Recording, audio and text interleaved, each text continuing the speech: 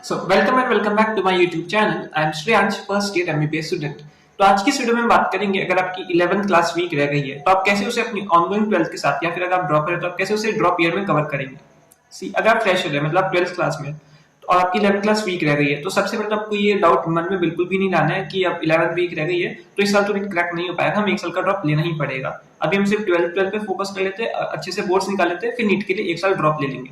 ऐसा माइंडसेट आपको बिल्कुल भी नहीं रखना है। और अगर आप ऐसा सोच रहे हैं कि आप सिर्फ एक आप ही बच्चों जिसकी 11th क्लास वीक रह गई है और जो 20,000 बच्चे जिनका नीट क्रैक होगा उनकी 11th क्लास एकदम सॉलिड है, 11th क्लास का सब कुछ आता है, तो ऐसा बिल्कुल भी नहीं है। ट्रस्ट मी गाइस, ज्यादातर स्टूडेंट्स की 11th क्लास वीक ही रहती है और वो उसे 12th के साथ ही कवर कर रहे होते हैं, क्योंकि 11th कंपैरेटिवली हार्ड होती है। जैसे आप 8 से 9th में आए तो आपको सब कुछ एकदम से हार्ड लगा था, फिर 10th में आता है तो वो कैसे नॉर्मल हो गया था, सेम ऐसे 11th 12th के साथ भी होता है। तो आपका ये रीजन हो सकता है कि 11 काफी हार्ड हो, इस वजह से आपकी वीक रह गई हो, या फिर रीजन ये भी हो सकता है आपकी ऑनलाइन क्लासेस की वजह से आपकी 11 क्लास वीक हो।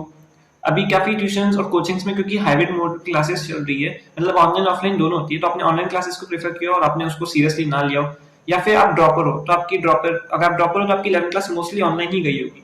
तो ये भी एक रीजन हो सकता है ऑनलाइन क्लासेस जिसकी वजह से आपकी 11 क्लास वीक रह गई हो। तो आपका रीजन कुछ भी हो सकता है आपकी 11 क्लास वीक रहने का, या फिर सो कॉल्ड बर्बाद होने का। बट आपकी क्योंकि अब वीक है तो आपको उसको स्ट्रॉन्ग तो करना ही पड़ेगा, और स्ट्रॉन्ग कैसे, आपको डबल मेहनत करनी पड़ेगी, क्योंकि आपको 12th के साथ अब या फिर आप ड्रॉप ही हो तो आपको 11th उसको साथ में रखना है, तो आपको डबल मेहनत भी करनी पड़ेगी। और इसको ऐसा प्रेशर बिल्कुल भी नहीं लेना है कि अभी तो हमारी 12th ही नहीं समझ रही, 12th के मॉक टेस्ट में मार्क्स नहीं आ पा रहे तो हम उसको बीच में 11th कैसे करेंगे। तो ये गलती एक्चुअली मैंने करी थी, मैं सोचा था कि मैं बीच में 11th कर लूंगा तो 12th के मॉक टेस्ट के मार्क्स जो आ रहे हैं वो और कम हो जाएंगे। तो ये मैंने बहुत बड़ी गलती करी थी, तो मेरी एडवाइस यही है, आप ये गलती मत करना। अगर मॉक टेस्ट में 12th के थोड़े मार्क्स कम हो जाए, आप 11th को प्रिपेयर करो उस वजह से, तो ये चलेगा। बट आप उस वजह से आप 11th को इग्नोर कर दो, मॉक टेस्ट मार्क्स कम हो जाएंगे, ऐसा सोच के आपको 11th को अभी इग्नोर नहीं करना है। आपकी वीक है तो आप उसको कवर साथ में करना ही पड़ेगा। एंड ये बहाना बिल्कुल नहीं बनाना है कि अब मैं 11th कर रहा हूँ तो इस वजह से मैं 12th के मॉक टेस्ट मार्क्स कम हो रहे हैं। तो आपको दोनों को बीच में बैलेंस मेंटेन करना पड़ेगा। और ये बैलेंस कैसे मेंटेन होगा, आपको अपनी स्टडी आवर्स को बढ़ाना पड़ेगा कि आपको मिनिमम रोज 9 आवर्स तो पढ़ना ही पड़ेगा किसी भी कंडीशन में। एंड आपको ट्राई करना है कि आप कंसिस्टेंटली 11 से 12 घंटे रोज पढ़ रहे हो, क्योंकि आपकी 11th वीक है तो आपको थोड़ी ज्यादा मेहनत तो करनी पड़ेगी ना, ये तो बहुत ऑब्वियस है। तो आपको ट्राई करना है कि आप रोज 11 टू 12 आवर्स मिनिमम पढ़ रहे हो। तो अब हम बात करते हैं कि आपका क्या शेड्यूल होना चाहिए जिसके साथ आप अपनी 11th को भी कर सके 12th के साथ, और अपनी 12th भी मिस ना हो, और ड्रॉप ईयर है तो आप कैसे अपनी 11th को मेंटेन करेंगे। तो हम बात करते हैं उस टाइम टेबल की या फिर शेड्यूल की जिसको फॉलो करना है, जिसके साथ आप 11th क्लास को भी with ongoing 12th class cover कर पाएंगे। तो हम मान लेते हैं आपके पास 11th में 50 चैप्टर्स है, तो इन 50 चैप्टर्स को कवर करने के लिए हम आपको 105 डेज लेके चलते हैं। 105 डेज में आपको बताऊंगा मैंने क्यों लिया है। सी, अगर 105 डेज 50 चैप्टर्स के लिए, तो मतलब आपको 10 चैप्टर्स के लिए 21 डेज मिल रहे होंगे। अब 10 चैप्टर्स 21 डेज मतलब आपको पर चैप्टर 2 दिन मिल रहे होंगे। और जो 21st डे होगा, मैं 21 डेज इसलिए लिया क्योंकि 21 डेज में 3 वीक हो जाएंगे। और जो 21st डे होगा, आपको उस दिन जो भी आपने 10 चैप्टर करे उसका 21st डे को टेस्ट है। लेट्स सपोज आपने मंडे से स्टार्ट किया तो उसका एक संडे आएगा, फिर संडे आएगा, फिर जो थर्ड संडे आएगा आपको उन जो भी 10 चैप्टर किए उसका टेस्ट देना थर्ड संडे को। तो आपके 21 डेज हो जाएंगे, 20 दिन में आपने 10 चैप्टर्स कवर किए, फिर 21st डे को आपको उन 10 चैप्टर्स का टेस्ट देना होगा। तो आप 10 चैप्टर्स कैसे ले सकते हैं, जैसे लेट सपोज आप 3 केमिस्ट्री में ले रहे, 3 फिजिक्स में और 4 बायो में। नेक्स्ट वीक आप 4 केमिस्ट्री में ले सकते हैं, फिर 3 फिजिक्स और 3 बायो में। तो आप हर वीक ऐसे चेंज कर सकते हैं, आपको 10 चैप्टर्स लेने हैं हर 3 वीक में, और 21st डे नेक्स्ट जो भी थर्ड संडे आएगा आपको उस थर्ड संडे को इनका टेस्ट देना होगा। ये आज मतलब 6 अप्रैल है, तो अगर 6 अप्रैल से चालू करूंगा तो 105 डेज मतलब 105 डेज मतलब 3.5 महीने। तो आप अप्रैल 6 से स्टार्ट करके आप आसानी से 3.5 महीने में अपनी 11th क्लास को रिवाइज कर सकते, जो कि 21 जुलाई को होगा। तो आप 3.5 महीने में बहुत इजीली अपनी 11th को भी रिवाइज कर पाएंगे, और 21 जुलाई तक आप अपनी पूरी 11th रिवाइज कर लेंगे। तब हम बात करेंगे आप सब्जेक्ट वाइज कैसे अपने रिवीजन को प्लान करेंगे। तो आज जैसे 6 अप्रैल है, तो अगर आप 6 अप्रैल से आप अपना रिवीजन स्टार्ट करेंगे तो आप 105 डेज मतलब 3.5 महीने। तो 6 अप्रैल से अगर आप स्टार्ट करते हैं तो अपना रिवीजन 3.5 महीने बाद मतलब 21 जुलाई तक अपनी पूरी आप 11th रिवाइज कर सकते हैं, और 3.5 महीने बहुत सफिशिएंट टाइम होता है जिसमें आप अपनी 11th को with ongoing 12th class revise कर पाएंगे। और आपको हर दिन मिनिमम 2.5 घंटे देना ही पड़ेगा 11th क्लास के लिए। ये 12th क्लास के टाइम में नहीं आना चाहिए, 12th क्लास को जितना मिनिमम आपको टाइम देना है उतना देना है, उसके सिवाय आपको 2.5 घंटे रोज 11th के लिए निकालना पड़ेगा अलग से। तो अब हम बात करते हैं सब्जेक्ट वाइज आप अपने कैसे रिवीजन को प्लान करेंगे 11th के। तो सबसे पहले बात करेंगे बायोलॉजी के बारे में। तो बायोलॉजी में लेट सपोज आपने चैप्टर उठाया कोई सा, लेट सपोज आपने फोटोसिंथेसिस इन प्लांट्स उठाया, इसलिए उठाया क्योंकि शायद 11 में प्रोबेबली सबसे बड़ा चैप्टर यही है, तो मान लो आपने फोटोसिंथेसिस से स्टार्ट किया। तो फोटोसिंथेसिस आपको जैसे आप उठाओगे तो आपको उसकी एनसीईआरटी रीड करनी है सबसे पहले, और 2.5 घंटे में आपको उसकी आराम से एनसीईआरटी रीड हो सकती है। आपको एनसीईआरटी उसकी word to word, line to line हर चीज अच्छे से पढ़नी है। आप हाइलाइटर्स का यूज कर सकते हैं, जो भी आपको इंपॉर्टेंट है उसको अच्छे से हाईलाइट कर दो, और जो साइड में खाली जगह होती है आप उसमें जो भी इंपॉर्टेंट पॉइंट्स है उसको इंपॉर्टेंट पॉइंट में लिख दो। और आपको लर्न करनी है, मतलब रीड भी करनी है, साथ में आपको लर्न भी करनी होगी, क्योंकि अब आप यही टाइम है जब आप अपनी एनसीईआरटी लर्न कर पाएंगे। और उसके बाद आपको 2.5 घंटे में एनसीईआरटी रीड करने के बाद अपने पीवाईक्यू सॉल्व करने हैं। आपको पास्ट 12 ईयर्स के बायो के लिए पास्ट 12 ईयर्स के पीवाईक्यू सॉल्व करने हैं। तो आप पास्ट 12 ईयर्स के पीवाईक्यू करने जाओगे तो आसानी से 1 घंटे में हो जाएंगे। अब पीवाईक्यू सॉल्व करने के बाद आपको उसका एनालिसिस करना है कि आप देखना है आपके जो क्वेश्चंस छूट गए या आपको जो नहीं आए या आपको जो गलत हुए वो क्यों गलत हुआ, फिर आपको क्यों नहीं आया।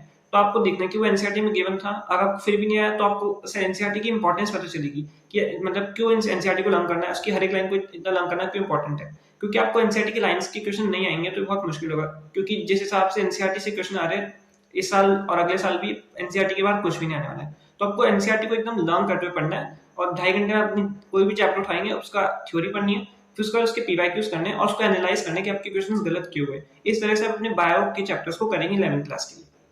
तो नेक्स्ट हम बात करेंगे अब केमिस्ट्री के बारे में। तो केमिस्ट्री में लेट सपोज आपने इक्विलिब्रियम चैप्टर लिया, सबसे ज्यादातर स्टूडेंट्स का वीक चैप्टर इक्विलिब्रियम में होता है, तो लेट सपोज आपने इक्विलिब्रियम चैप्टर उठाया। तो अब इक्विलिब्रियम चैप्टर में करोगे क्या, सबसे पहले आपको उसकी थ्योरी कवर करनी है। मतलब आपको 2 दिन मिल रहे हैं हर चैप्टर के लिए, तो आपको लेट सपोज आपने इक्विलिब्रियम उठाया तो आपके फर्स्ट डे सिर्फ आपको उसकी थ्योरी करनी है, क्योंकि आप थ्योरी किए बिना अगर क्वेश्चंस करने लग जाएंगे तो उसका कोई सेंस ही नहीं वाला। अगर आपको थ्योरी उसके कॉन्सेप्ट्स नहीं आएंगे तो आप क्वेश्चंस में अप्लाई भी नहीं कर पाएंगे। तो आपको फर्स्ट डे से उसकी जो भी थ्योरी है आपको सिर्फ वो पढ़नी है। आप अपने शॉर्ट नोट से पढ़ सकते हैं, शॉर्ट नोट्स के सिवाय आप अपने रिफ्रेशर या कोई भी रेफरेंस बुक से पढ़ सकते हैं, और एनसीईआरटी से। आपको थ्योरी इन 3 जगहों से करनी है। आप इसके साथ मैं आपको एडवाइस करूंगा, मतलब बहुत स्ट्रॉन्ग एडवाइस है कि आप जो भी अपने इक्विलिब्रियम के थ्योरी से थ्योरी पढ़ रहे हैं आपको साथ ही साथ उसके शॉर्ट नोट्स बना लेने उसी दिन फर्स्ट डे इटसेल्फ। और शॉर्ट नोट्स की वैल्यू आपको तब पता चलेगी जब आपके नीट में 2 महीने का टाइम बच रहा होगा, तब आपके पास शॉर्ट नोट्स बनाने का भी टाइम नहीं होगा, और शॉर्ट नोट्स आपके पास होंगे तो आप उसका इजीली रिवाइज कर पाएंगे। तो यही आपके पास अभी यही टाइम है जब आप अपने शॉर्ट नोट्स बना सकते हैं। तो आप जैसे फर्स्ट डे रिवाइज कर रहे हो, उसको थ्योरी रिवाइज कर रहे हो, तो साथ ही साथ उसके शॉर्ट नोट्स बना लो। और नेक्स्ट डे आपको करने उसके पीवाईक्यूज, मतलब आप केमिस्ट्री और फिजिक्स में आपको पास्ट 30 इयर्स के पीवाईक्यूज तो करनी है। आप उसके पीवाईक्यूज करोगे, फिर उसके बाद आपको एनालिसिस करना है। फिर आपको देखना है कि आपका कौन सा क्वेश्चन छूटा है, कौन सा गलत हुआ। तो क्या क्या रीजन हो सकते हैं, लेट सपोज आपका वो क्वेश्चन में आपको फॉर्मूला नहीं आया, तो आपको उसको शॉर्ट नोट से फॉर्मूला को अच्छे से लर्न करना पड़ेगा। आपको कॉन्सेप्चुअल मिस्टेक है तो आपको उस कॉन्सेप्ट को समझना पड़ेगा। लेट सपोज आपके बफर से क्वेश्चन गलत हो रहे हैं इक्विलिब्रियम में, या फिर सॉल्युबिलिटी प्रोडक्ट से गलत हो रहे हैं, तो आपको ऐसे आइडेंटिफाई करना पड़ेगा कि मेरे ज्यादा इस टॉपिक से क्वेश्चन गलत हो रहे हैं, तो मेरे को अब उसकी थ्योरी में उसके कॉन्सेप्ट्स को स्ट्रॉन्ग करना पड़ेगा। आपको बफर की थ्योरी पढ़नी पड़ेगी, आपको सॉल्युबिलिटी प्रोडक्ट की थ्योरी पढ़नी पड़ेगी, अगर आपके उस कॉन्सेप्ट से क्वेश्चन गलत हो रहे हैं फॉर एग्जाम्पल। इस वजह से आप अपने केमिस्ट्री के चैप्टर्स को स्ट्रॉन्ग करेंगे 11th क्लास के लिए। तो अब हम बात करेंगे आप कैसे फिजिक्स के 11th के चैप्टर्स को रिवाइज करेंगे। उससे पहले मैं आपको एक बात बताना चाहता हूँ, आपके पास अभी आज 6 अप्रैल है और लेट सपोज आपका NEET first Sunday of May को होगा, यानी 5th मई। तो आपके पास आज से लेके अभी भी आपके नीट में 13 महीने हैं, और 13 महीने काफी सफिशिएंट टाइम होता है। अगर आपको ऐसा लग रहा हो कि आपके पास टाइम कम है, अब 11th नहीं हो पाएगी, साथ में हमको एक ड्रॉप लेनी पड़ेगा, तो आपकी बहुत बड़ी मिसअंडरस्टैंडिंग है कि आपको लग रहा है आपके पास टाइम कम है। 13 मंथ्स बहुत सफिशिएंट टाइम होता है जिसमें आप अपनी 11th को बीच में कवर कर सकते हो, अपनी 12th को मेंटेन कर सकते हैं।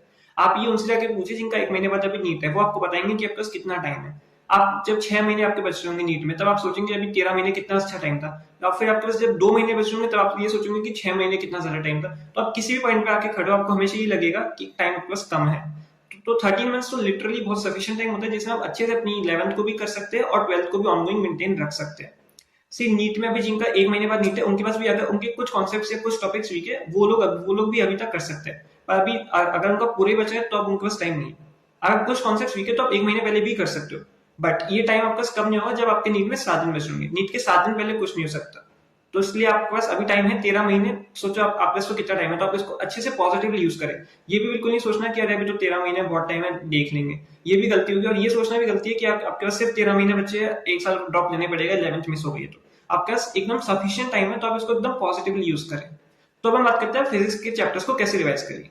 तो लेट सपोज आपने ग्रेविटेशन चैप्टर उठाया, तो आपको ग्रेविटेशन चैप्टर में फर्स्ट उसकी साइड थ्योरी कवर कर लेनी है। आपके पास जो भी उसके नोट्स है आपको उसको रिवाइज करना है। उसके बाद आपको एनसीईआरटी अगर आप पढ़ना चाहे तो पढ़ ले, वरना उसके सारे क्वेश्चंस तो आपको एनसीईआरटी की सॉल्व करनी है।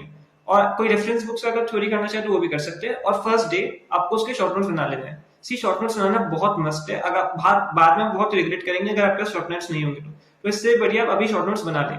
और उसके बाद नेक्स्ट डे आपको सेकंड ईयर के पीवाईक्यूज करने हैं, वही पास्ट 30 इयर्स के आपको पीवाईक्यूज करने होंगे। और उसके बाद उन पीवाईक्यूज का एनालिसिस करना होगा कि आपके क्वेश्चंस गलत क्यों हुए। इस तरीके से आप अपने फिजिक्स के रिवीजन को प्लान करेंगे। और आपको 20 दिन में 10 चैप्टर्स करने होंगे जो कि आप 21 जुलाई तक कर लेंगे। अब ऐसा तो हुआ नहीं कि आपके 50 के 50 चैप्टर्स रिवाइज हो जाएंगे, हम थोड़ा बैकअप प्लान रखना चाहिए। तो लेट सपोज आपके मतलब 15 चैप्टर्स मैक्सिमम, आपके 15 चैप्टर्स रह सकते हैं, इससे ज्यादा चैप्टर्स नहीं रहने चाहिए। ये मैक्सिमम है 15 चैप्टर्स, क्योंकि कभी कोई फंक्शन हो सकता है, कभी 12th की कोई इंपॉर्टेंट टेस्ट या कुछ हो सकता है जिस वजह से आपके कुछ चैप्टर्स रह जाएंगे। तो लेट सपोज 15 चैप्टर्स आपके फिर भी रह गए, तो आप इनके लिए भी अलग आप टाइम रखेंगे जो 21 जुलाई के बाद जबकि 21 अगस्त तक। यहाँ पे आपको 30 डेज मिल रहे हैं जिसमें आप अपने जो 15 चैप्टर्स अगर बच रहे हैं तो आप यहाँ पे उसको करेंगे 30 डेज। अगेन यहाँ पे पर डे पर चैप्टर आपको 2 डेज मिल रहे होंगे, और फिर 21 अगस्त को आपको उन 15 चैप्टर्स जो आपने रिवाइज किए उसका 21 अगस्त को आपको टेस्ट देना होगा। इस तरीके से आप अपने पूरी 11th को सिर्फ 21 अगस्त तक अच्छे से रिवाइज कर सकते हैं। और फिर 21 अगस्त के बाद आपको अपना मेन फोकस 12th में शिफ्ट कर देना है, क्योंकि जब लास्ट के 3 या 2 महीने बच रहे होते हैं तो टीचर्स क्या थोड़ा सिलेबस फास्ट करवाना शुरू करते थे, क्योंकि उनको कोर्स भी कंप्लीट करवाना होता है। तो उस समय आपको 12th पे ज्यादा फोकस करना होगा, क्योंकि 12th उस समय काफी फास्ट पेस पे चल रही होगी। तो इसलिए आपको 11th पहले ही करके रख देनी, लास्ट के लिए आपको कुछ नहीं छोड़ना। इस तरीके से आप अपने 11th को रिविजन को अच्छे से प्लान कर सकते हैं और ऑनगोइंग 12th के साथ अपनी 11th को कंप्लीट कर सकते हैं। तो इस वीडियो में हमने देखा आप कैसे अपनी 11th क्लास जो कि किसी भी कारण से आपकी वीक रह गई हो तो आप कैसे उसको अपनी 12th के साथ कवर कर सकते हैं। आज से 6 अप्रैल, तो आप 6 अप्रैल से स्टार्ट करके कैसे 21 जुलाई यानी सिर्फ 3.5 महीने में भी अपनी पूरी 11th को अच्छे से कवर कर सकते हैं। और इस टाइम में भी अगर आपके कुछ चैप्टर्स बच गए, कोई मॉक टेस्ट आ गया, कोई अदर इंपॉर्टेंट टेस्ट आ गए स्कूल की या कोचिंग के, तो आप उस वजह से कुछ चैप्टर्स रह गए, लेट सपोज 15 चैप्टर्स, ये मैक्सिमम चैप्टर्स है जो आपके रह सकते हैं, तो आप कैसे 15 चैप्टर्स को भी फिर 1 महीने में कवर कर सकते हैं 21 जुलाई से 21 अगस्त। तो इस वीडियो में यहीं तक हमने देखा कैसे अपनी 11th को कवर करेंगे अगर आपकी वो वीक रह गई है तो। अगर आपको ये वीडियो अच्छी लगी हो तो प्लीज वीडियो को लाइक कीजिएगा, चैनल को सब्सक्राइब कीजिएगा और नीचे कमेंट सेक्शन में अपने कमेंट्स को पोस्ट कीजिए कि आपको नेक्स्ट किस टॉपिक के ऊपर वीडियो चाहिए। तो मिलते हैं नेक्स्ट वीडियो में, तब तक के लिए अच्छे से पढ़ते रहिए एंड टेक केयर।